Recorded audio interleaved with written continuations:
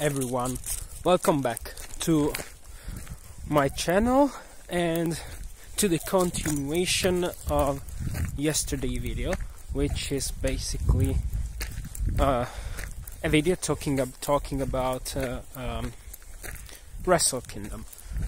Yesterday I talked about night 1, and since now I've finished night 2, I can talk about night 2, but let me tell you something. It's going to be more in detail than the other video, but not analyzing each match move by move. It's gonna be like an easy review, simple, fast, just my opinion about the second night and the pay-per-view as an overall thing. So the second night, in my opinion, well, the first night was good.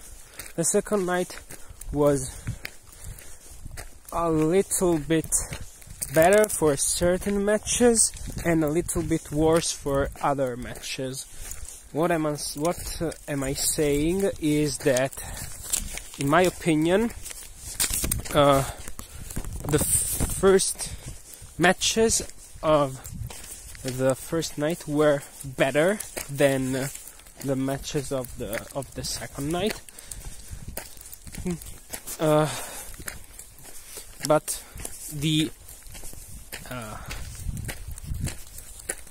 main event and the co-main event were better this night instead of that night, even though Ibushi versus Okada was magnificent and Jay White versus Tetsuya Naito was unbelievable. But I enjoyed more Naito versus Okada on night 2 and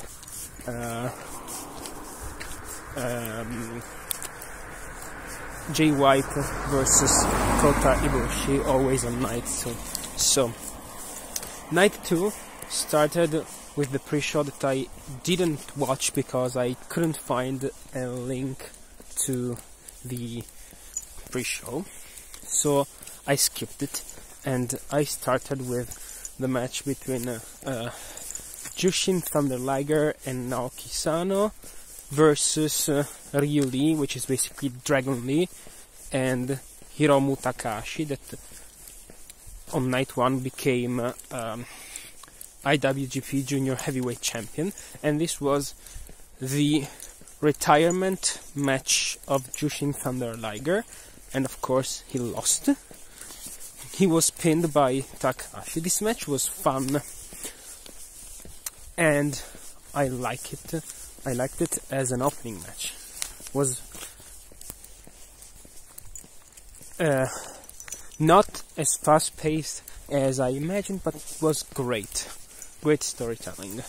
Then there was the match for the IWGP Junior Heavyweight Tag Team Championship, and it was Taiji Ishimori and El Phantasmo against Yo and Sho, and this match was the best tag team match on the 2 nights. This match was fast-paced, unbelievable, back and forth, and Yo and Sho won again the IWGP Junior Heavyweight Tag Team Championship. Then there was Zack Sabre Jr. versus Sanada for the Revolution Pro Wrestling British Heavyweight Championship, and Zack Sabre Jr. won by pinfall and with a roll-up, basically. This match was interesting, a lot of submission, a lot of technical wrestling, and I enjoyed this match, but I was expecting more from both Sanada and Zack Sabre Jr. And the same thing I am going to say, and I'm going to say the same thing about Kenta versus Hiroki Goto for the Never Openweight Championship. It was a good match, but I was expecting more carnage from both of them, knowing how hard-hitting they are. I'm not saying the match was bad. It was just a decent match. Still better than what WWE proposed, but it wasn't one of the best matches I've seen in New Japan Pro Wrestling. And this match, of course, was won by Goto, and this is tied to what happened at the end of the night too, at the end of this night. And yeah, Goto won. Then there was the match between the losers of the two matches, the co-main event and the main event of night one. So basically this was Jay White versus Kota Ibushi, and this was my favorite match of the night, due to the fact that Jay White is a genius at in-ring storytelling. Every time he is in the ring, his matches are masterpiece in storytelling, even though most of the time they are not the best in-ring quality matches. But since it was against Kota Ibushi, it was in-ring quality and storytelling at its finest in the ring. So this was my favorite match of the night, and I loved this match so much. And Jay White won, and I'm happy for Jay White. Then there was the co-main event of night 2, which was, of course, Hiroshi Tanahashi versus Chris Jericho. And if Tanahashi would have won, he would have received an opportunity, a title shot to the AEW World Championship. And this match was good. Not a lot of brawling outside the ring, a lot of in-ring action. Of course, we saw Jericho doing a DDT on the commentary table, etc. He also did a frog splash, or high fly. He basically did the Tanahashi finisher, but missed. But in the end, Tanahashi tapped out to Jericho. In a quite entertaining match, but not the best match of Chris Jericho in New Japan Pro Wrestling.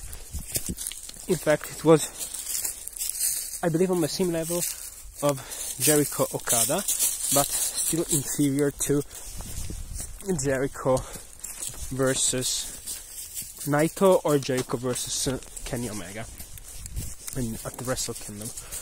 And then there was the main event for the Intercontinental Championship, and wait, I missed something. Yeah, there was also, yeah, I'm an idiot. There was also Jon Moxley versus Juice Robinson for the IWGP. Well, I can't remember if it was for the IWGP United States Championship, but there was Jon Moxley versus Juice Robinson. This match was meh compared to the match Moxley had on night 1 against Archer. This match was okay, but what was really interesting, something that hyped me up, was after the match when Moxley beat Robinson. It came out of nowhere, basically Minoru Suzuki, and Moxley and Suzuki started brawling, but Moxley had the worst of it, this brawl. In fact, Minoru Suzuki did a Gotch pile driver on Moxley and challenged him for the IWGP United States Championship.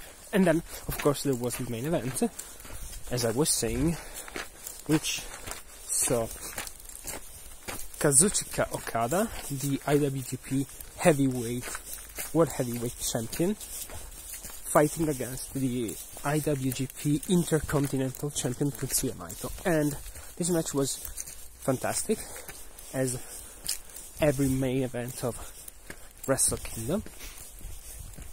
And Tetsuya Naito won after 35 minutes with the Destino. And now Naito is a dual champion, culminating and ending, well, basically this puts an end to a storytelling of years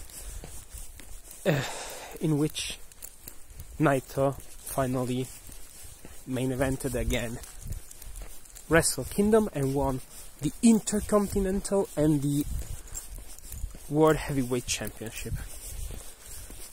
And this should have been it, but actually what happened was that after Naito started celebrating, out came Kenta and attacked him out of nowhere. He hit a GTS on Naito and sat on him, and he sit on, well, basically he did the pose of Shibata on Naito, raising both belts.